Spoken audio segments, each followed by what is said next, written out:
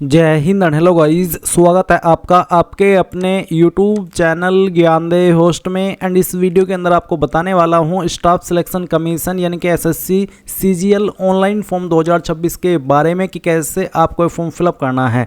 Guys इस video के अंदर आपको कंप्लीट जानकारी दी जाएगी जिससे कि आप लोग इस फॉर्म को बिना किसी मिस्टेक के भर पाएंगे। एंड मैं आपको बताऊँगा कि कैसे आपको इसमें OTR करते हुए आपका जो आधार वेरिफिकेशन है वो करना है। अगर आप पहले से रजिस्टर्ड है तो आप कैसे अपनी डिटेल्स को मॉडिफाई करके अगर उसमें कोई गलती हो गई थी अपना ये फॉर्म भर सकते हैं। इसके अलावा फेस ऑथेंटिकेशन लाइव फोटो कैसे अपलोड करना है। अगर आप अपीयरिंग है तो कैसे आपको अपनी क्वालिफिकेशन की जानकारी भरनी है, कैसे आपको नंबर की जानकारी भरनी है, कैसे आपको परसेंटेज या CGPA भरनी है। ये सब चीज़ें बहुत ही अच्छे से आपको इस वीडियो के अंदर एक्सप्लेन की जाएगी। इसके लिए आपको वीडियो को बिना स्किप किए पूरा देखना होगा।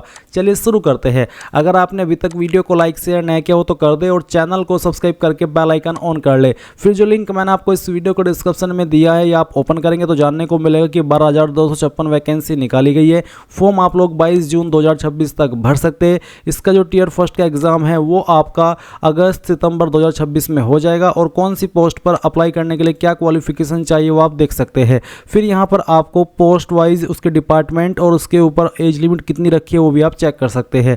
आपको यहाँ पर मैं बता दूं कि ये जो भी एज लिमिट आप देख पा रहे हैं आपको अलग से SC/ST कैंडिडेट को 5 साल की और OBC को 3 साल की एज के अंदर छूट दी जाएगी। फीस जनरल OBC WS के लिए 100 और बाकी किसी कैटेगरी कैंडिडेट के लिए कोई फीस नहीं है। और फेस ऑथेंटिकेशन में अगर कोई इशू है तो आप एक बार इस वीडियो को वॉच कर लेना। अब अगर आप एलिजिबल है तो आप इंपॉर्टेंट लिंक के सेक्शन में आएंगे और अप्लाई ऑनलाइन लिंक ओपन करेंगे। अब आपके सामने यहाँ पर SSC की ऑफिशियल वेबसाइट आ जाएगी। यहाँ पर आ जाने के बाद में मैं आपको बता दूँ अगर आप पहले से रजिस्टर्ड है इस वेबसाइट के ऊपर तो आप डायरेक्टली लॉगिन और रजिस्टर इसके ऊपर क्लिक करेंगे, अपना राशन नंबर डालेंगे जो आपको राशन करने के बाद में मिलता है, अपना पासवर्ड डालेंगे जो आपने बनाया था और कैप्चा कोड डाल करके लॉगिन कर लेंगे। अब गाइज आप पहले से रजिस्टर्ड तो है बट आपको आपका पासवर्ड नहीं पता और ना ही आपको आपका राशन नंबर पता, तो आप उसको कैसे रिकवर करेंगे वो भी आप जान लीजिए। आप फॉरगॉट पासवर्ड इसके ऊपर क्लिक करेंगे, गेट वेरिफिकेशन कोड वाला ऑप्शन सेलेक्ट करके कंफर्म के ऊपर क्लिक करेंगे एंड देन इस तरह का इंटरफेस आएगा। अब आपको यहाँ पर आपकी डेट ऑफ बर्थ इसमें सेलेक्ट कर लेनी है जो आपने फॉर्म के अंदर भरी थी। 10th का एजुकेशन बोर्ड आपको यहाँ पर सेलेक्ट कर लेना है। फिर रजिस्टर्ड ईमेल आईडी या फिर नंबर को एक चीज़ डालनी है और गेट वेरिफिकेशन कोड इसके ऊपर क्लिक करना है। इसके बाद आपको आपके नंबर और ईमेल दोनों के ऊपर OTP सेंड किया जाएगा। कोई भी एक OTP डाल करके जब आप कंटिन्यू करेंगे तो आपको डिस्प्ले के ऊपर यहीं पर आपका राशन नंबर शो होगा और साथ ही आपको एक न्यू पासवर्ड बनाने को बोला जाएगा। तो न्यू पासवर्ड जब आप बनाएंगे तो इस तरह का बनाएंगे जैसे कि मैं आपको यहाँ पर डेमो दे करके दिखा रहा हूँ, जिसमें कि इंग्लिश का कैपिटल लेटर, स्मॉल लेटर, एक स्पेशल कैरेक्टर और साथ ही डिजिट, कुछ इस तरह का पासवर्ड आप बनाएंगे और उसको डाल करके जैसे आप सबमिट करेंगे तो आपका पासवर्ड बन जाएगा और इस पासवर्ड का इस्तेमाल करके आप यहाँ पर लॉगिन हो जाएंगे। अब गाइज अगर आप फ्रेशर है, आपने इस वेबसाइट का इस्तेमाल करके पहले कोई फॉर्म भरा ही नहीं, पहली बार कोई फॉर्म भरने वाले हैं तो आपको इसमें पहले रजिस्टर होना होगा यानी कि अपना अकाउंट क्रिएट करना होगा। इसके लिए आप यहाँ पर रजिस्टर नाउ इसके ऊपर क्लिक करेंगे। देन आपके सामने इस तरह से इंटरफेस आएगा। अब आपको यहाँ से कंटिन्यू कर देना है। कंटिन्यू करने के बाद अब आप यहाँ पर देख सकते हैं कि आपके सामने आधार OTP का जो एक सेक्शन है यहाँ पर डाल दिया है। अगर आप पहले से रजिस्टर्ड कैंडिडेट है तो गाइज जब आप लॉगिन करेंगे उस वक्त आपको ये OTP वेरिफिकेशन करना होगा, बट आप तो फ्रेशर है, पहली बार इस वेबसाइट का इस्तेमाल करके फॉर्म भर रही है तो इसलिए आपको ये चीज़ अब पहले ही करनी है जो कि 2 जून से स्टार्ट हो रही है। तो यहाँ पर पूछेगी कि आपके पास आधार कार्ड है, अगर है तो आप यस करके अपना आधार नंबर डालेंगे, उस नंबर को दोबारा डाल करके वेरीफाई करेंगे, यहाँ पर टिक करेंगे। अगर आपको जो इन्फॉर्मेशन यहाँ पर इंग्लिश के अंदर ये पैराग्राफ दिया गया है इसको हिंदी के अंदर पढ़ना है या फिर सुनना है तो आप स्विच टू हिंदी के ऊपर क्लिक करके इस ऑडियो वाले निशान के ऊपर क्लिक करके इसको सुन भी सकते हैं। एंड उसके बाद गाइज आपको सेंड OTP के ऊपर क्लिक करना है। अगर गाइज आपके पास आधार नहीं है तो आप यहाँ पर इस पहले वाले ऑप्शन में नो करके इनमें से कोई एक ID दे सकते हैं। जैसे कि आप यहाँ पर देख सकते हैं Aadhaar card, voter ID card, PAN card, driving licence, government ID card, तो इनमें से कोई भी एक ID आप दे दीजिएगा। फिर जैसे कि यहाँ पर please upload date of birth proof, जिसमें कि आप birth certificate, school living certificate, certificate of date of birth, इनमें से आपको एक सर्टिफिकेट देना होगा DOB प्रूफ के लिए। फिर एड्रेस प्रूफ के लिए आप इनमें से कोई एक ID दे सकते हैं। उसके बाद आप यहाँ पर आपका फ़ोटो अपलोड करेंगे। उसके बाद आप देखेंगे अपलोड जेंडर प्रूफ, आपको जेंडर प्रूफ भी देना होगा जिसमें कि आप Aadhaar card, voter ID card, birth certificate, school living certificate, इनमें से कोई भी एक चीज़ दे सकते हैं। तो ये सभी चीज़ें आपको देनी होगी अगर आप आधार के अलावा किसी और अन्य आईडी का इस्तेमाल करके इसमें रजिस्टर हो रहे हैं। पर अगर आपके पास आधार है तो सिंपली इसमें यस करके अपना आधार नंबर डाल करके दोबारा डाल करके यहाँ पर टिक करके सेंड ओटीपी के ऊपर क्लिक कीजिएगा। इसके बाद जो ओटीपी आपके नंबर के ऊपर गया है वो नंबर जो कि आपने आधार के साथ में लिंक करके रखा है वो आप यहाँ पर डालिएगा और वेरीफाई ओटीपी इसके ऊपर क्लिक कीजिएगा। जैसे आप इसके ऊपर क्लिक करेंगे तो देखेंगे सक्सेस यानी कि ओटीपी वेरिफिकेशन हो चुका है।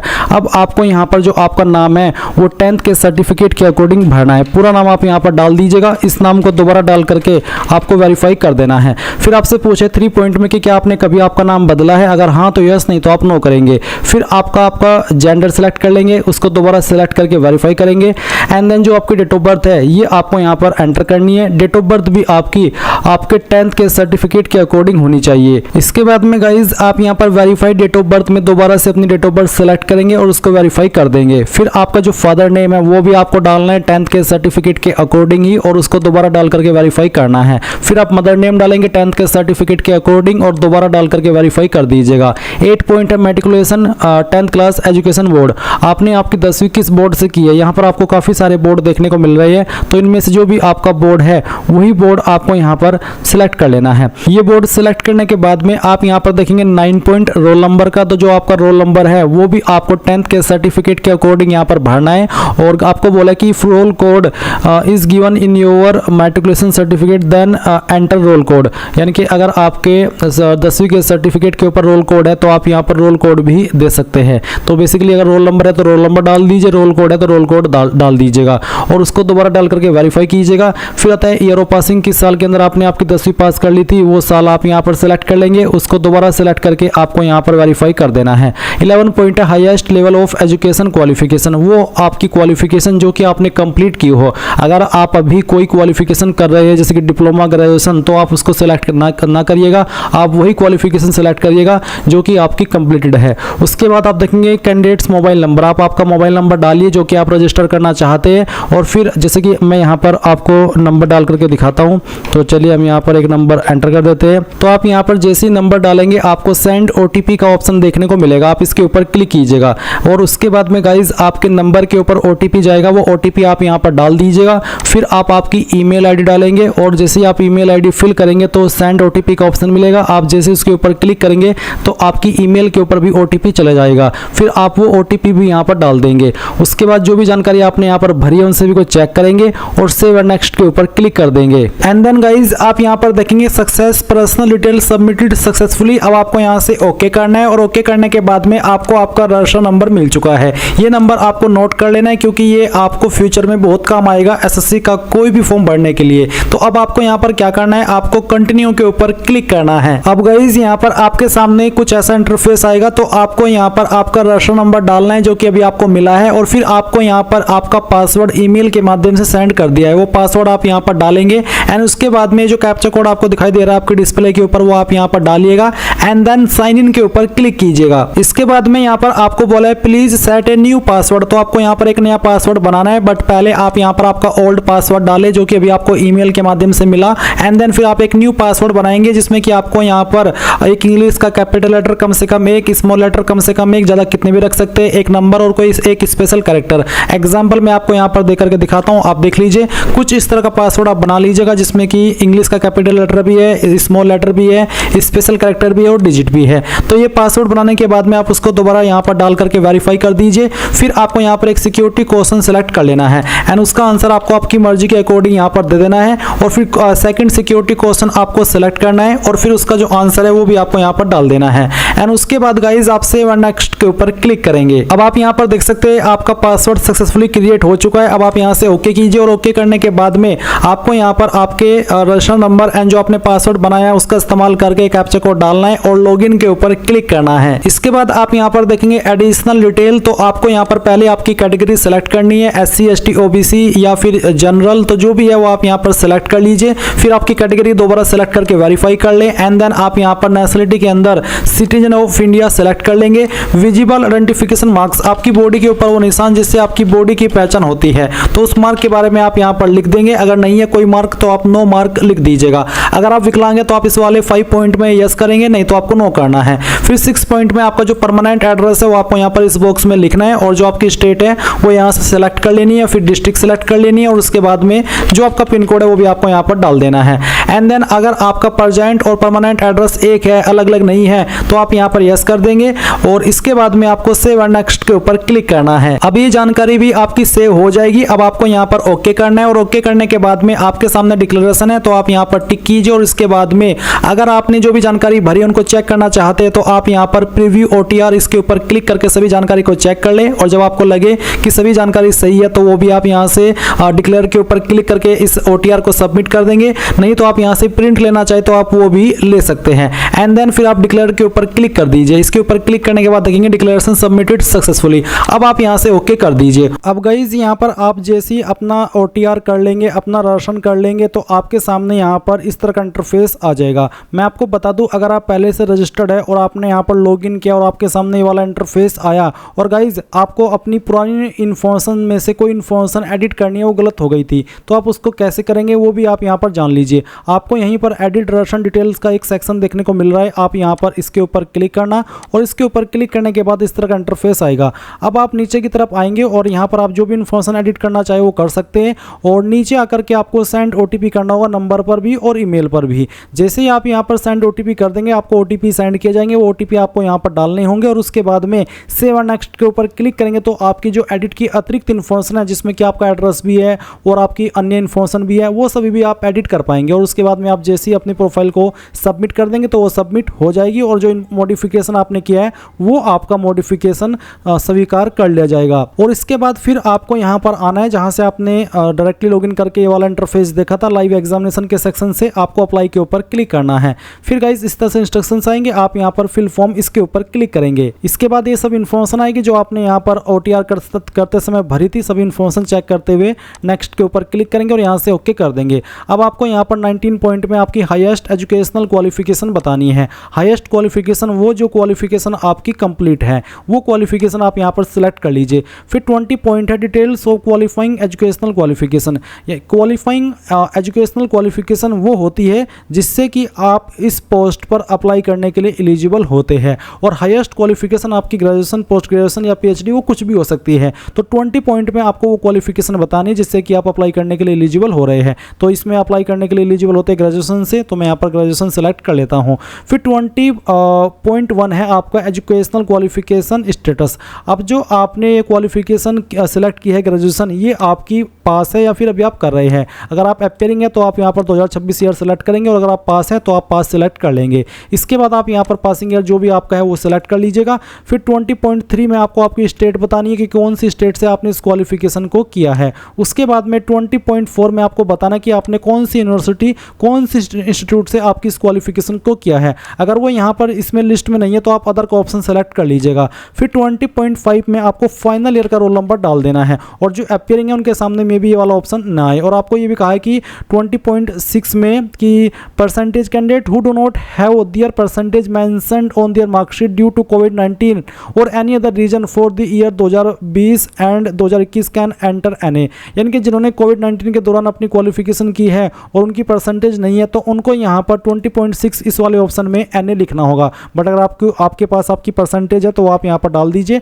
एंड अगर आपके नंबर CGPA के अंदर है तो आप 20.6 खाली छोड़ देंगे और 20.7 भरेंगे। और अगर आपके परसेंटेज में ही है तो फिर आपको यहाँ पर 20.6 भरना है और 20.7 ऑटोमेटिकली डीएक्टिवेट हो जाएगा। अब आप यहाँ पर नीचे की तरफ सेव एंड नेक्स्ट के ऊपर क्लिक करके यहाँ से ओके कर देंगे। इसके बाद एडिशनल इन्फॉर्मेशन फर्स्ट में पूछा कि क्या आप एक्स सर्विसमैन है आर्म फोर्स के, अगर है तो आपको यहाँ पर यस करना है और नहीं तो आप यहाँ पर नो कर देंगे। उसके बाद क्या आपको आयु सीमा के अंदर छूट चाहिए। अगर आप SC ST OBC है, जिनको SC ST को तो 5 साल और OBC को 3 साल एज के अंदर छूट मिलती है और आप ओवर एज हो चुके हैं तो आप यहाँ पर यस करके बता सकते हैं कि मुझे किस कैटेगरी के तहत छूट चाहिए। अगर आप ओवर एज नहीं हुए हैं, भले ही आप SC ST OBC क्यों ना हो, तो आप यहाँ पर नो कर दीजिएगा।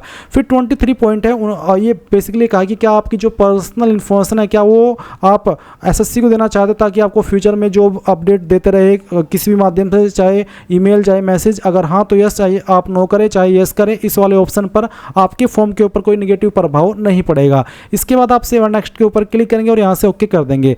इसके बाद है एडिशनल इन्फॉर्मेशन 2। तो इसमें पहले आपको एग्जाम सेंटर की प्रेफरेंस देनी है 24 पॉइंट में, जहां पर आपको बताना है कि आप पहली चॉइस किस सिटी को देना चाहते हैं। जिसको भी देना चाहते हैं आपकी चॉइस के अकॉर्डिंग वो आप यहां पर सिलेक्ट कर लीजिएगा। इसके बाद में गाइज आप यहां पर देखेंगे आपका सेकंड सिटी, तो सेकंड सिटी आपको देना है अपनी चॉइस के अकॉर्डिंग, फिर थर्ड सिटी भी आपको दे देना है।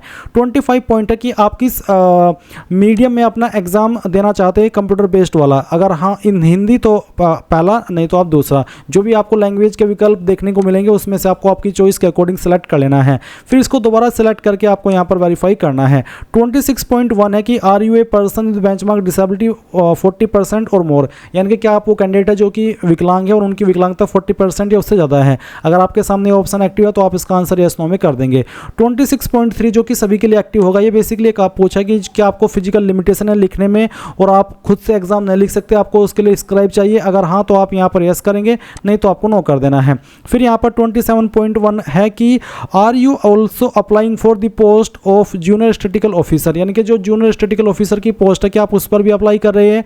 अगर हाँ तो आप इसमें यस करेंगे। अब ये जो जूनियर स्टैटिस्टिकल ऑफिसर की पोस्ट है इस पर अप्लाई करने के लिए, वैसे तो जो बाकी पोस्ट है उन पर तो एनी स्ट्रीम से अगर आपने ग्रेजुएशन की है अप्लाई कर सकते हैं, बट इस पोस्ट पर अप्लाई करने के लिए स्पेशल एलिजिबिलिटी आपके पास क्वालिफिकेशन की होनी चाहिए। तो अगर आपके पास वो है और आप इस पर भी अप्लाई करना चाहते तो आप यस कर दीजिएगा। फिर पूछा है आपसे 27.2 में कि जो उस पर अप्लाई करने के लिए एजुकेशनल क्वालिफिकेशन चाहिए क्या वो आपके पास है, तो आपको इसमें भी यस करना होगा, तभी आप एलिजिबल होंगे। इसी प्रकार से क्या आपको स्टैटिस्टिकल इन्वेस्टिगेटर ग्रेड 2 पर भी अप्लाई करना है, अगर हाँ तो आप यस कर दीजिए, नहीं तो आप नो करेंगे। गाइज फिर से बता दूं, इन पर अप्लाई करने के लिए 2 पोस्ट पर अलग से स्पेशल क्वालिफिकेशन चाहिए। तो अगर उससे जुड़ी हुई आपकी क्वालिफिकेशन है तो ही यस करना, नहीं है तो आप नो कर देना, कोई इस वाली बात नहीं है। इसके अलावा भी बहुत सारी पोस्ट है जिन पर एनी ग्रेजुएट डिग्री वाले कैंडिडेट अप्लाई कर सकते हैं।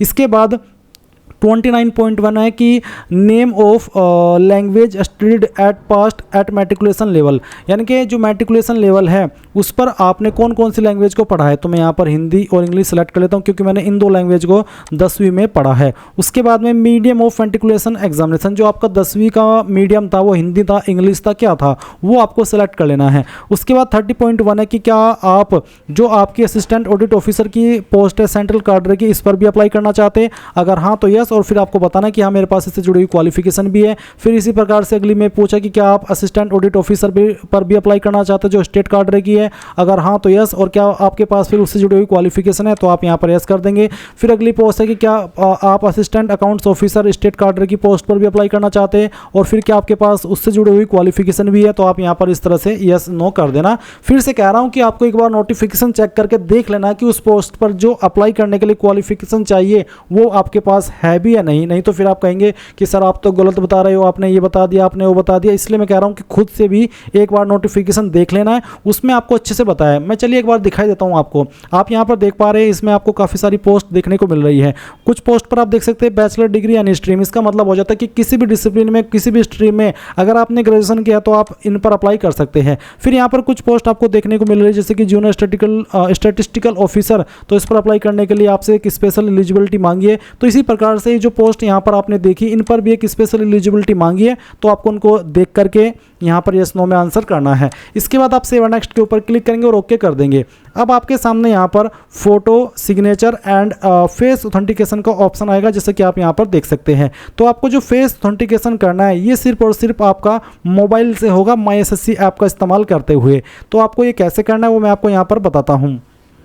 तो गाइज इसके लिए आपको क्या करना होगा, जो लिंक मैंने आपको इस वीडियो को डिस्क्रिप्शन में दिया हुआ है ये आपको ओपन कर लेना है। अगर आपने अभी तक भी नहीं किया तो आप इसको ओपन करेंगे और ओपन करने के बाद आप यहाँ पर एक वीडियो देखेंगे जो कि मैंने mainly face authentication live photo और सिग्नेचर कैसे बनाना है और कैसे अपलोड करना है उसको लेकर के बनाई हुई है। जब आप इस वीडियो को यहाँ से वॉच करेंगे या फिर यहाँ पर इस लिंक के ऊपर क्लिक करेंगे तो ये यूट्यूब के अंदर ओपन हो जाएगी। और गाइज इस वीडियो के अंदर बहुत ही अच्छे से मैंने बताया है कि आपको कौन सा ऐप इस्तेमाल करना है, जिसमें कि बेसिकली आपको आधार फेस RDB ऐप इंस्टॉल करना होगा, MySSC ऐप इंस्टॉल करना होगा। उसी के साथ में गाइज आप फिर आप MySSC ऐप पर लॉगिन होंगे, अपनी लॉगिन डिटेल का इस्तेमाल करके माई एप्लीकेशन सेक्शन से जाकर के अपने फॉर्म को कंटिन्यू करेंगे एंड फेस ऑथेंटिकेशन के सेक्शन पर आएंगे और इस तरह से आपका फेस ऑथेंटिकेशन करेंगे। आपकी आइज़ को पलका जब आप झपकाएंगे तो वो आपका फेस कैप्चर कर ले जाएगा और इस तरह से फेस ऑथेंटिकेशन हो जाएगा। फिर आप इसके बाद में आपका जो लाइव फोटो है वो अपलोड कर लेंगे। आपका सिग्नेचर गाइज आपको कैसे बनाना है, किस ऐप का इस्तेमाल करके बनाना है, कितने साइज के अंदर बनाना है,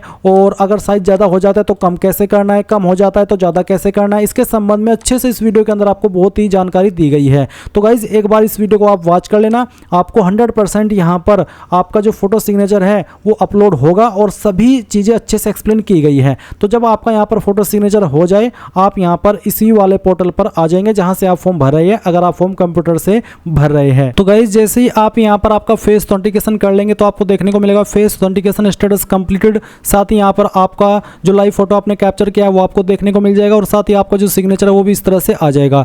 इसके बाद आप सेव एंड नेक्स्ट के ऊपर क्लिक करेंगे और फिर जो भी जानकारी आपने शुरू से लेकर अभी तक भरी है वो आपके सामने आएगी। सभी जानकारी चेक करते हुए आप यहाँ पर सेव एंड नेक्स्ट के ऊपर क्लिक करेंगे, यहाँ पर टिक करेंगे, ये कैप्चा कोड डालेंगे और सबमिट कर देंगे। जैसे ही आप सबमिट करेंगे तो गाइज अगर आप SC ST है तो आपके सामने कोई पेमेंट का ऑप्शन नहीं आएगा, डायरेक्टली आप अपने फॉर्म का जो फाइनल प्रिंट आउट है वो ले पाएंगे। एंड अगर आप जनरल OBC है तो आपको पहले पेमेंट पर सेंड किया जाएगा, जब आप पेमेंट कर देंगे तो आप अपने फॉर्म का फाइनल प्रिंट आउट ले पाएंगे। तो गाइज इस प्रकार से आप लोग SSC CGL ऑनलाइन फॉर्म 2026 भरेंगे। आई होप ये प्रोसेस आपको पसंद आया होगा। अगर अभी भी कोई सवाल डाउट है तो आप कमेंट के माध्यम से पूछ लेना।